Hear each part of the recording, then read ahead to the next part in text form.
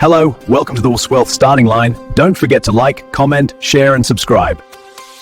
So, options trading. You've probably heard this term thrown around everywhere, from the news to online forums, and let's be honest, it sounds super complicated, maybe even a little scary. But what if I told you the big idea behind it is as simple as making a deal on a house? Today, we're going to pull back the curtain and make it all make sense. Just think about this for a second. You are absolutely certain that a house is about to shoot up in value.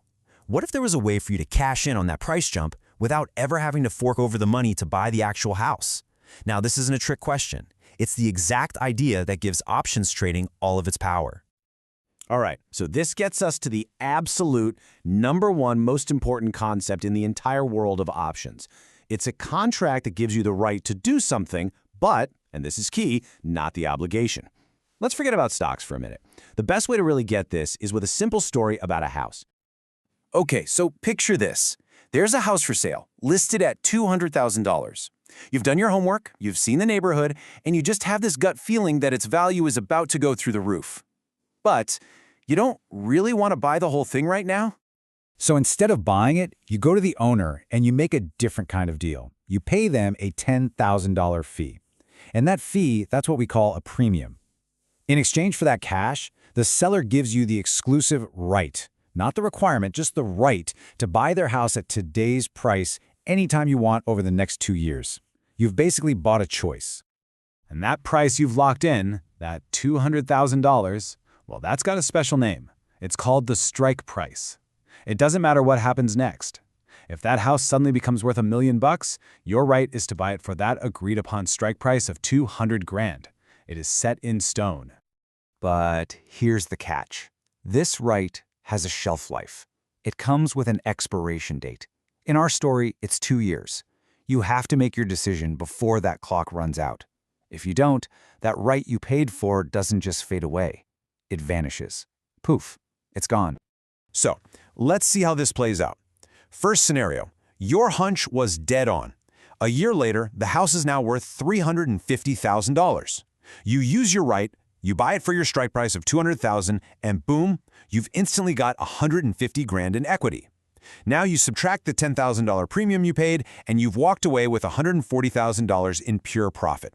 Awesome. But what if you were wrong? In scenario 2, the market crashes, and the house is now only worth $150,000. Would you be crazy enough to use your right to buy it for $200,000? No way. You just let your right expire. And what's your total loss? Just the $10,000 premium you paid. That's it. You didn't lose $50,000 like you would have if you'd bought the house. Now here's the really cool part. If you followed that house example, you already understand how options work for stocks. Seriously, the ideas are identical. A premium, a strike price, an expiration date. It's all the same. We just swap out the house for, say, 100 shares of a company. Okay, so we've got the foundation down. Let's start building on it. In the world of options, there are really only 2 main flavors, and it all boils down to one simple question. Do you think the price is going up, or do you think it's going down? On one side, you have a call option. This is our house example. It gives you the right to buy a stock at a certain price. So you buy a call when you're bullish, when you think the price is going to go up. On the other side, you have a put option. This is the exact opposite. It gives you the right to sell a stock at a certain price. You buy a put when you're bearish, when you're betting the price is going to go down. So you know that premium you have to pay. Where does that price actually come from? Why does one option cost more than another? Well, it's not just a random number. It's actually made up of 2 distinct parts. First up is intrinsic value. You can think of this as the real value the option has this very second. So if a stock is trading at $85 and you have a call option to buy it for $80, that option has $5 of built-in or intrinsic value. Simple enough. But you're also paying for extrinsic value, which a lot of people call time value. This is all about potential. It's the price of hope, really. It's the market saying, hey, there's still time for this stock to make a huge move in your favor. And that's exactly why an option with 6 months left on the clock costs way more than one with only 6 days. More time means more potential. Okay, this next part is absolutely critical to understand. Options trading is what's called a zero-sum game. That means for every single person who buys an option, there has to be someone on the other side of that trade selling it to them. And their goals? They are perfect mirror opposites. So as the option buyer, you're in a pretty great spot when it comes to risk. Your risk is strictly defined. The absolute most money you can possibly lose is the premium you paid for that contract. That's your floor. But your potential for profit? Well, if the stock goes to the moon, your gain is, in theory, unlimited. You've paid for a right with a very clear limited downside. But now, let's flip the coin and look at the seller. And this is where things can get really scary. The seller's maximum gain is capped. It's only the small premium they collected from you. That's the best they can ever do. Their maximum loss, on the other hand, can be unlimited. See, by selling you that right, they took on an obligation.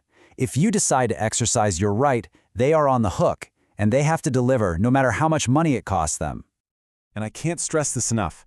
When you hear those absolute horror stories of people losing their entire life savings with options, it is almost always because they were on this side of the trade. They were selling options without actually owning the stock, which is called selling naked. You're basically collecting a tiny bit of cash in exchange for taking on potentially catastrophic, unlimited risk. Right about now, you might be thinking, okay, if buying an option has limited risk, why wouldn't I just buy the stock instead? And the answer to that comes down to one of the most powerful and most dangerous forces in all of finance: leverage. Leverage is the magic ingredient. It's what gets traders so excited about options. For a relatively small upfront cost, that premium, you get to control 100 shares of a stock. What this means is that a tiny move in the stock's price can create a gigantic percentage change in the value of your option. It's a true double-edged sword. It can magnify your gains, but it can just as easily magnify your losses. Let's make this real. Check out this actual example with Tesla stock. On this one day, Tesla shares went up by about 3%. Hey, that's a pretty good day if you own the stock. But now look what happened to a particular call option on Tesla that very same day. Its value exploded, up by 15%. So let's just let that sink in.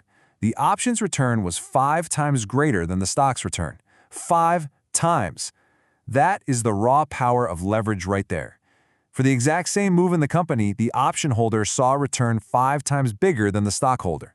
But remember, and this is so important, had the stock gone down 3%, that option's value would have plummeted, probably by 15% or even more. Leverage cuts both ways, always. So at the end of the day, options give you incredible power. They let you control huge amounts of stock with just a little bit of capital, which opens the door for these massive returns. But that exact same leverage that can make you rich can also wipe out your entire investment in the blink of an eye. So the real question isn't just about learning the mechanics of how to trade them. It's about having a rock-solid strategy for why you're even using this powerful and very risky tool in the first place. Thanks for watching. Don't forget to like, comment, share, and subscribe. See you next time.